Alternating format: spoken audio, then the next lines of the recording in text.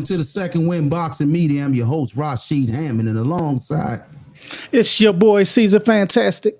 And today we got our special guest, man. Future world champion, Mekhi Phillips. What's going on, bro? How you doing?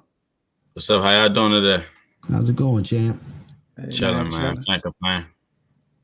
That's what's up, man. You know, we just want to get a little introduction to you. You know what I mean? See what's going on Yeah. with you. A few little questions, man. When you get started in boxing? I got started like actual fighting around 8, but I was in the gym at 6. Cause my brother used to box. He was way better than me at first, but but he was boxing before me. And my dad, we was training down a gym called D Block in District Heights at first. And my brother, I was still young, like the little rowdy kid, the little bad kid running around and stuff. But my dad telling me to chill and stuff. But my dad was practicing with my brother a lot.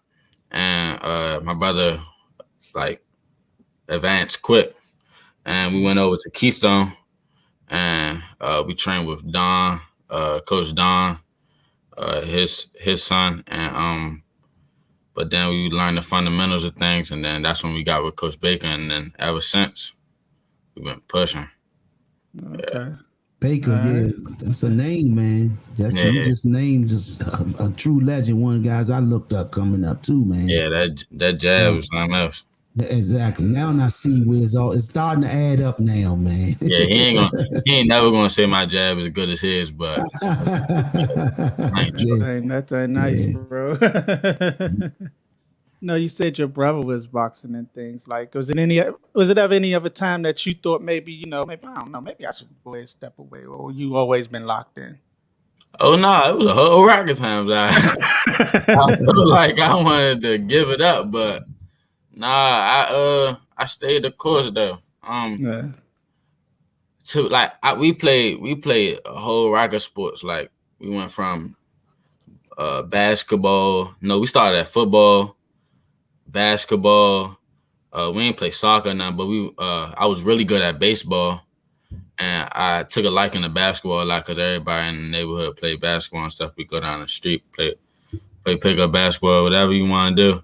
And then we had camps and whatnot. So I took the basketball route. My brother, I wasn't that good at football, but like we used to come from football practice, basketball, straight to the boxing gym because that was the latest practice. It started like at 6.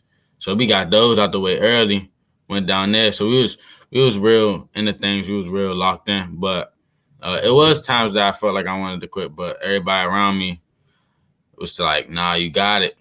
And then it was like, you don't be feeling right when you're not in the gym at all. I ain't never feel right. I'm like, I had a little bit of anger problem. So like, I needed to get it off me. So I had to go to probably hit the bag or something like that. And then you got discipline when you get in the gym. And then you have fun. I had a whole rack of people around me, a whole rack of greats. I just mentioned Baker.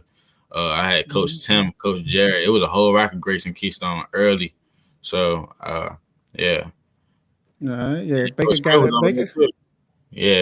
Baker got a message for you.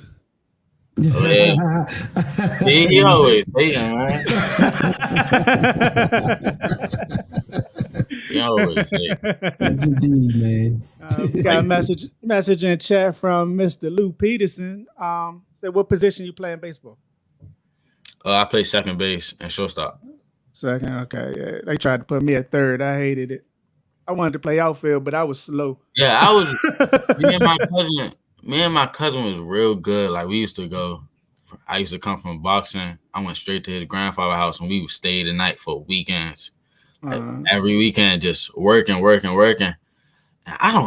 honest. I honestly don't know why I stopped playing baseball. I really don't. I just stopped, and he just flew past me. I think I got hit with a ball or something. I was like, oh no, I'm about to give it up. I'm out. Back to boxing. How many fights you at? Shoot. From this past tournament, this Golden Gloves, I got I think 95 or 96. 95, 96. That's a good Good run. What weight class you in? Right now, I'm fighting 139. I'm 39.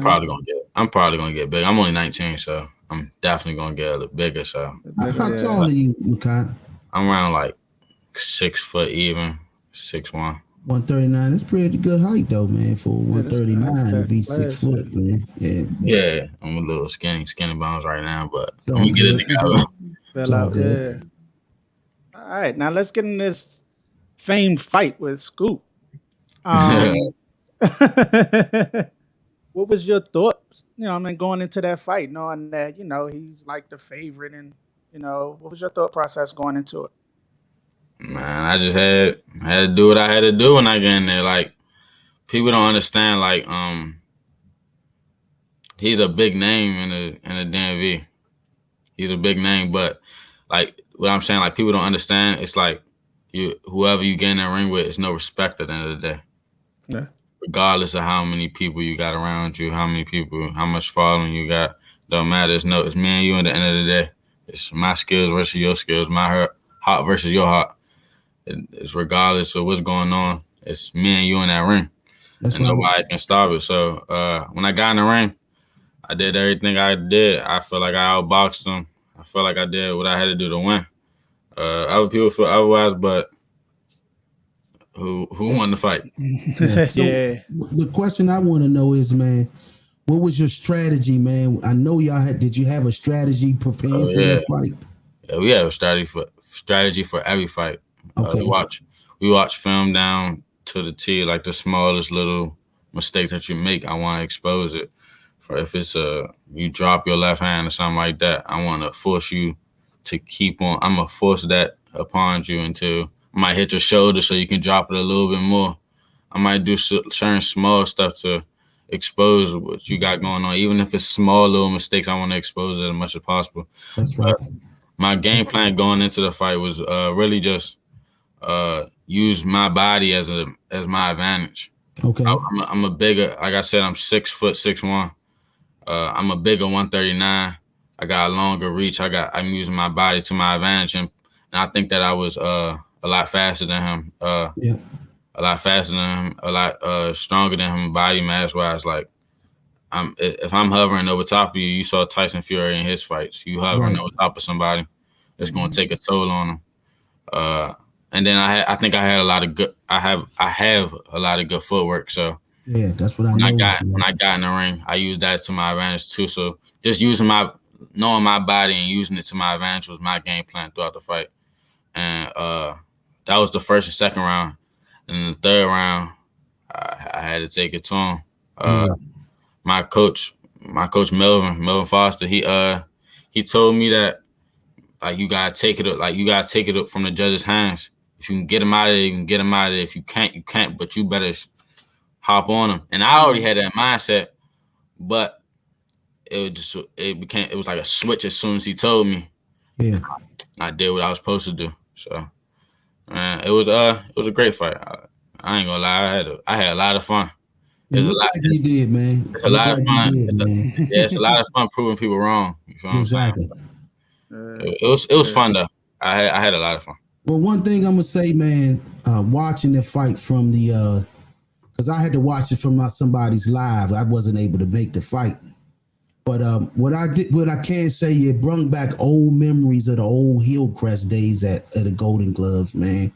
Where, believe it or not, back then, man, those days where fights like that was at that magnitude, like the whole entire card we used to be like that. You guys was, man. Yeah. But man, you put on some throwback skills, man. The boxing IQ, man. I was. My brother, who had a similar style as yours, was talking about you earlier today.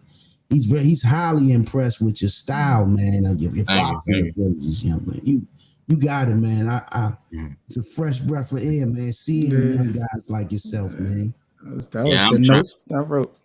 Yeah, I'm trying, man. I watched the greats from Sugar Ray Leonard to who else do I watch? Mike McCullen. I watch like great fighters like that.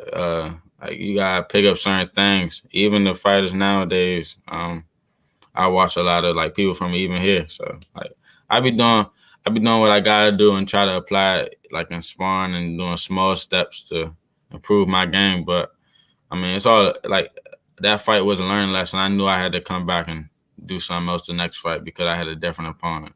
It's just you gotta keep on improving your skills and sharpening it up. So that was, I mean, I had fun. And I appreciate y'all. Y'all saying I got old school style. That's what a lot of people say. People saying I'm Yeah, look like man. Sugar Ray Leonard in there. Yeah. Yeah, People say they compare me to a lot of greats, and it's an honor for real. I yeah, really do appreciate that. Yeah, that's what I wrote down. You look polished and your jab. It was your jab and how you control distance. It was, you know what I mean? You controlled distance beautifully that fight and the counter punching. It was masterful, bro. I ain't gonna hold Thank yeah. you. Thank you. you. But as that fight went on, did you get a sense that you was winning? For sure. But it was just that, like I knew I won, but it was just I had to I had to flatline it Mm-hmm. because you go against a top name. Yeah. I'm trying to see who I fought. That was another top name. I had to fight Jamal Harvey. Me and Jamal, we was probably like 11 or 12. Oh yeah, that's Shaquille in there. But we was like 11 or 12, and he was like, it was a close fight, but he flatlined it. Like it was a time I turned out and he caught me off balance.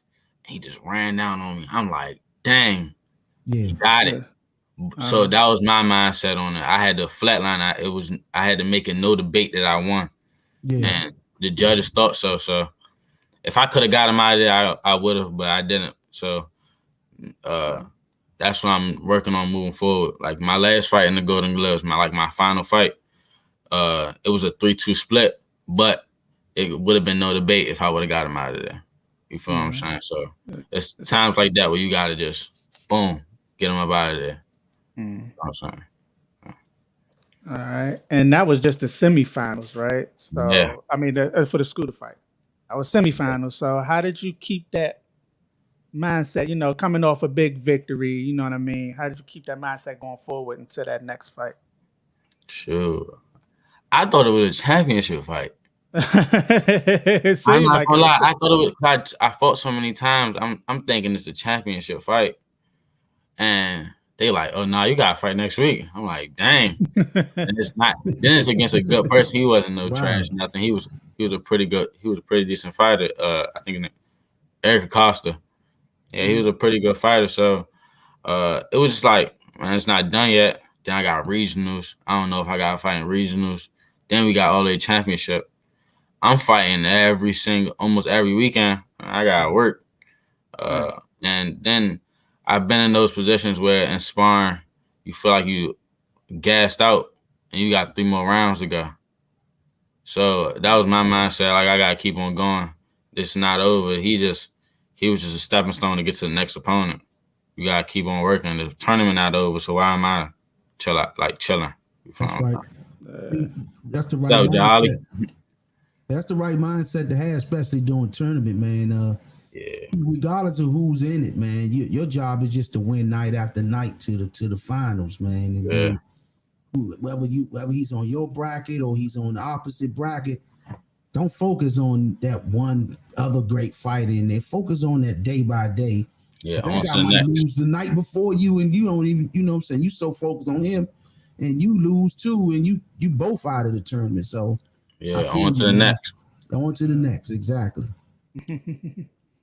All right. So now we get to the nationals, right? What was that experience like? Sure, I had fun. Uh, In all these fights, my dad was like, "What you want to do when you get in that ring?" Well, my father, Melvin, was like, "What you want to do when you get in the ring?" I'm like, "I want to have fun, man." Like, because when you're having fun, it makes things a lot easier. Like when you're having fun and you're doing what you're supposed to do, you're doing your job, you're doing everything you're supposed to do in the ring. It's fun. Like you hitting somebody, you can't get hit. It's like you holding your hand out to your little brother on his head and he's swinging and he can't touch you. That's fun. yeah. Yeah, So out in that tournament, I try to make the most of it.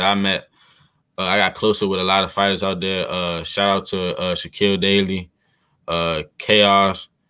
Quincy, she. I got close with a lot of fighters out there. We built like a brotherhood out there. It was us against everybody else. Yes, And, indeed. yeah, so going into the tournament, a lot of people thought that Scooter was going to be the person who came because he's a big name in 139. Everybody, and he has a big following. So when I got in there, it was just like, dang, like who this? Like everybody was staring at me at weigh-ins. It was funny to me. And I walked in the tournament, everybody staring at me, but I had a certain goal. Like I want, like it's kill. It's kill when I get in that ring. So first fight, who did I had? I had somebody from I think Nebraska or something like that. He was tough. Caucasian kid. He was I think he was like 25, but he was coming at me. He was, you know how they are. They Yeah. as soon as you hit them, they come at you right more. back. Yeah. They Yeah. come more. So I had to do something to hurt him. So our game plan was in there, just adjustment necessary. I ended up hurting him to the body, and it slowed everything down. And I got to do what I wanted to do. I had my way from. It was like the end of the first round. It's from the second round on. I just did what I was supposed to do. I almost got him out of there, but yeah. And then second fight, I fought somebody I think from Kansas City, but he was big. He was around my height, but he was a Mexican kid. He was big, but he came to fight, and I showed like straight boxing ability in that fight, hitting, I get hit, countering when I need to, finding those empty pockets to get my punches off, and really just try to press forward at times because you know how they don't really like that much moving if it looks like you retreating. So I was trying to press and still show my boxing ability at the same time, going forward boxing or turning them and like really having my way. And my third fight, that's the fight I lost. I believe I did everything to win, but they showed us in the nationals now, they show you the scorecard at the bottom of your corner. Okay. So the first round, they said it was 5-0. So I'm looking at my dad. I ain't gonna lie. I'm sorry, Melvin, but I wasn't even looking at Melvin. I was looking at my dad to see what the score was because I think he landed a hook or something. I'm like, that ain't probably look good. I was looking at my dad. He said 5-0. I was like, all right. He was Melvin, like, you gotta work now. You gotta press him back. You can't. They don't like you moving with him. Mm-hmm. Second round, I believe I came forward and I was doing what I was doing, turning and stuff, coming forward, and they gave it to him 4-1. So I said, I came back to the corner. I said, what they say? He was like, my dad was like 4-1. And Melvin was in the middle of talking. I said, hold on, Melvin. It was another coach from Virginia. And he was like, yeah, they got him 4-1. And at that moment, I was kind of mad. I was like, man, I got to get him up out of here. And I came in that third round, tried to take his head off. It wasn't no, oh, I'm trying to boom, boom, boom, boom. No, when I find that spot and I find my sweet spot, I'm crushing you every time. I was landing overhands, body shots, off the jab, stepping to the side, trying to do everything I can to get him up out of there or just show the judges that I'm here to win. So even that round, they gave it to him 3-2. So it was what it was. Like I said, if I would have got him out of there, then it would have been no debate. So that's how I'm like looking at it moving forward. If I can get my man out of there, get him out of there. If I can't show everything in my ability to make sure, like, it was no cut cards that I beat that man. So that was my experience down nationals. Then afterwards, man, when I lost, I was making weight that whole time. I went to go get some food. I went by myself to go eat. Yeah. I know the feeling, man. I fought that same tournament, man, the National Golden Gloves in '96. And I lost the third night as well. I was 16, just turned 16 going on 17. And I happened to just try to stop everybody up into that third night. I fought a guy, he was like a veteran who they wanted to see go. So it's a lot of politics, man, in the sport, man. It's so, man, I know what you went through, man. I know that, and just the fact that you had to put all that hard work in, and then somebody take something from you, man. Yeah. You know? Me personally, I felt like I left it all online, so it was nothing I had to really like get down on myself. Like in the moment, it's like, dang, I lost. Like in the moment, I got a little teary-eyed, but after like 20 minutes or so, I was cheering on my teammate, and he was like 2 fights after me. Yeah. It's on, like I said, it's on to the next. And then I had the mindset like to just show out every fight, and people was taking a liking to it. I came in that term with 400 followers. I left with 600. That's what's up, man. Because I was doing what I was supposed to do. And then like I saw a fighter's name, Kentrell Rouser. He from Detroit. That's his coach is Tony Harrison's little brother. And I went, he was at the glove table and he was staring me down. And it was like, after my fight, he was like, man, we just knew we had to fight you. I wanted to fight him so bad because he was a good fighter, but I felt like I had the skills to win this whole thing. Right. And Quincy fought right before Quincy. And it turns out that he got Golden Boy the whole tournament. I said, if I would have beat him, I would have got Golden Boy. I already got outstanding box for DC. And then would have got Golden Boy. That's making history in itself. Yes, indeed. So, but, man, I had fun the whole tournament. So I did what I was supposed to do, but it was cool though. Okay. What was it like? What was the day-to-day life like out there? What was your day-to-day like? Walk us through a day out at the tournament. The first day we came there, well, let me just tell you, I mean, we got settled in and whatnot and just chilled, rested and recovered our body, probably worked out that night, ran a little bit. I think I was like a pound over the first night, ran a little bit. I didn't eat no dinner and went straight to sleep, lost a couple ounces, and then I was straight. But let me tell you, the actual weigh-in day, when you wake up at like 6:45, because the weigh-in started at 7. Went straight to the weigh-ins, weighed in. They gave us a per diem out there. Signed the paper for the per diem. Went to go get our free breakfast, and we chilled. My dad, I was fortunate enough to have my dad down there, so he had a car, and he was in another hotel. So I went, me, Shaquille, and Chaos, we went to my dad's hotel, and to have a good appetite before my fight, we ate pasta, and we worked out a little bit, hit the mitts to warm up before we went down there to warm up. And then that was really it. Probably watching film when you're a fighter. I think I didn't really watch that much film. If I could find some, then I would, but I didn't focus on that much because you might not get that fighter when you come in the ring with him. So you just focus. That's really what it was, really day to day. It was just a business trip, and sometimes I went by myself. Everybody was talking and whatnot. I went by myself to go lock in real quick because I need that time to myself. I might listen to a little R&B before I get in the ring. Just R&B. You're an R&B dude before the fights, huh? Yeah, calm down before I get in the ring. But are they still lenient on the scale, man? Back, I know the gloves used to be. You didn't have to really make weight to the championship in the gloves back in the days. They wasn't lenient at all. They not like that no more. No, but I did hear that somebody was 2 ounces over. Yeah. Like, go ahead, get those 2 ounces off. But if you don't come back in time, that's on you.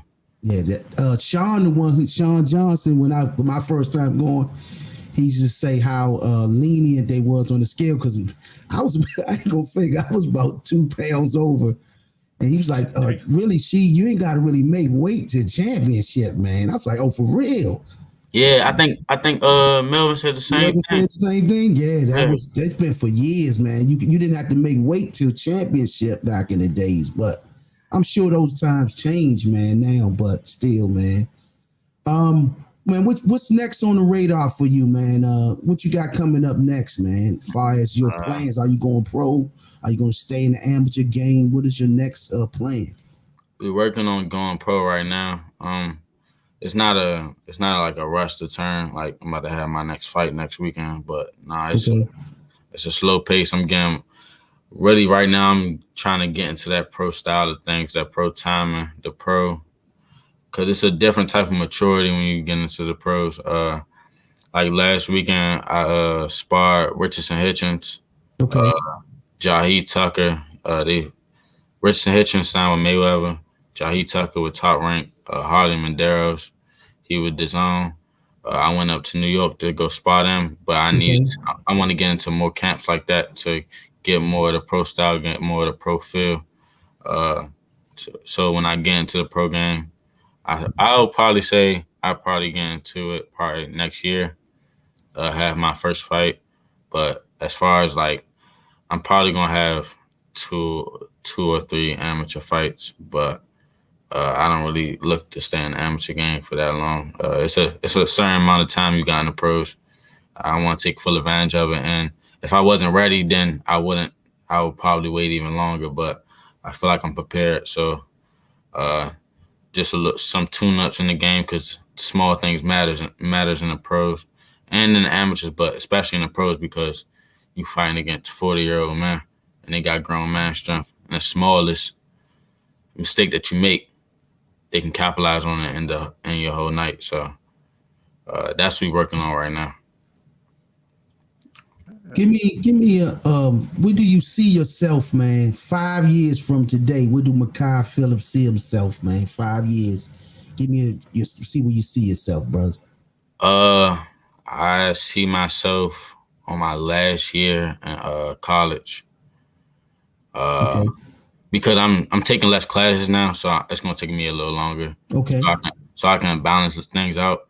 I see myself my last year of college, and I see myself being a top contender for a world title belt in the next 5 years, and then especially I see myself being a better businessman. Okay. So like when I get on interviews like this, I got this, that, and the third going on. I got sponsorships going on. Yes, I see myself doing that. And then ultimately, 5 years from now, I see myself able to provide be more independent as a man. Okay, give me a few fighters that you look up to, man. Past or present? Past and present. I'm gonna start with present first. Of course, I'm gonna shout out my local guys. I look up to people like Jamal Harvey. As far as his grit, coming forward, he want to do everything. It don't matter if he make it look the sloppiest. He gonna do whatever he do to win. Mm-hmm. I look up to Shaquille Daly, the sharpness. I look to Chaos. I look up to Trayvon Marshall. That jab is something else. I look up to Jalil Hackett. As far as that's really as far as the local people go. As far as now, and then as far as like the big pro names, I look up to people like Boots, Earl Spence. I like Earl Spence a lot. That might be one of my favorite fighters right now. Who else do I look up to? Dang, Canelo. Okay. Really trying to think. But oldies, I can go on and on. Sugar Ray, Mike McCullen, Tommy Hearns, who else? James Baker. Okay. Mel Foster. Yes, indeed. Both of them. Who else? Dang. I'm trying to think. Not Roberto Duran. Is it Salvador Sanchez? Who's a skinny dude who was with the bush. Who had a good boxing ability. That's died. He passed away. Yeah. Yeah, he was passed away young in his car. Salvador Sanchez. I will say Willie Pep. It's not Willie really Pep was a bad boy though too. It's not somebody I like look up to, but it's somebody definitely that I watch. Like I can pick up certain things from him. Uh, dang. I think that's all of them for right now, as far as I can think on top of my head. Oh, and I'm tripping. I definitely look up to Tank. Tank. Okay, yes I indeed. definitely look up to Tank. So yeah, he's in between the past and present. So he can go He's for either different though. or. Yeah, he different for Different. sure. So let me ask you this question, man. We ask everybody this, man. Which is the bigger fight? I mean, blockbuster wise, Tank versus Garcia, Crawford Crawford versus Spence. Which one is the bigger fight between those two? Blockbuster. I mean, ticket sales. I'm not talking about. I mean, ticket sale wise and Ticket sales. Pay per view. Ticket sales. Ryan and Tank. Okay. They have a bigger social media presence. Yes, especially Ryan. His following is crazy, and then Tank gonna bring the city out. He gonna bring all type of people from the mud out. They gonna come to see him fight. Yes, indeed. But as for the boxing viewers, I mean Tank. I think that's a wash when he fight Ryan Garcia. But for the boxing fans to really watch and see, like, oh, I want to break down the fight, they definitely gonna go to it. They might skip out on that fight and go straight to the Earl Spence and Crawford fight. I want to see that fight the most. Yeah. Everybody wants to see it, but they gotta make them terms happen. I understand there's politics in this game, but yeah, everybody will want to see that fight as far as boxing fans go. Yeah. I'll be asking people that question every day, who you got? What we betting on? Man. Yeah, exactly, man. Me too. Man. We looking forward, man. Definitely. If you could have one dream matchup with anybody, past or present, who would that be? Matchup? Dang, that's a good question. Oh, snap. Past or present? Mm-hmm. Since I'm fighting 139, I would probably fight like 135, 140. I'm trying to think who's right there. Sugar Ray. Sugar Ray? Oh, wow. Sugar Ray? Nah, because, like, think about it. Think about it. If I was to, like, get the same experience as him, like, I'm like 30 or like 28, 29. I got enough pro experience. He's 28, 29 in his prime. And we go. That's gonna be like who he fought? Benavidez. Wilfredo, yeah. Yeah, I forgot his name. Yeah, when he had the huge Wilfredo Benavidez. Yeah, that's gonna be like that fight, and then for sure Sugar Ray. Man, you got good boxing history though, man. And then I'm in the sport, man. Yeah, and then I'm a Spar Baker. He goes Spar Baker. Hey, man, that's the Great Wall of China, man. It's gonna be hard to get there, man. I'm telling you, man. I sparred him before I couldn't even touch him, man. Couldn't even touch him. Yeah.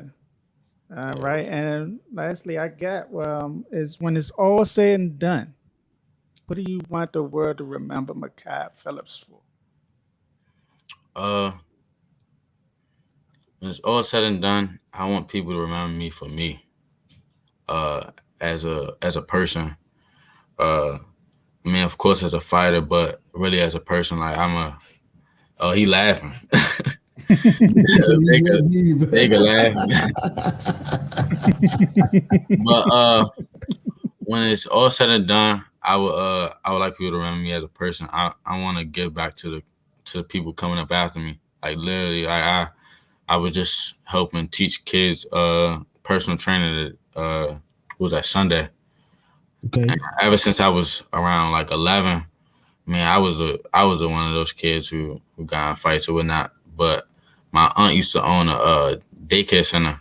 So like times when I got like suspended, or it was times where she wanted me to work. I was working with little kids, and I really fell in love with it because you can learn so much from the people coming up behind you. They got a different type of imagination. I'm pretty sure y'all can say the same thing about me. Yeah. So I want people to remember me for that, like giving back to the community, giving back to everybody. and really giving people opportunities to be better people. Because everybody don't got the same chance as me. I'm fortunate. I'm happy to be fortunate. My parents paved the way. They didn't have it easy, but they helped me get in the position that I am today. My father paying for trips. He paying my mom doing meal prep for me. Yeah. Certain things like that, and I want to do the same for the kids that's coming up. If we want to really be serious, and I got an opportunity to help you get to the next level, I'm happy to do that without charge. Happy to help somebody else. I just want people to remember me for me at the end of the day, and that's like if I can, and they gonna remember me as a dog when I get in that ring. And that goes a long way, man.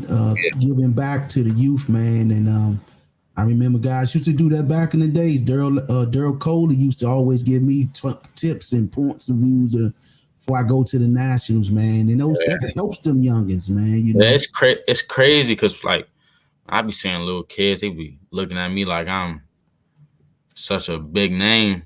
You is, man. Cause yeah, like my girlfriend, she got little brothers named Troy and Manny. They be looking up at me like, dang, my little sister, she be looking at me like, she be telling me, dang, you famous. Yeah. But it's all because they see me putting in the work.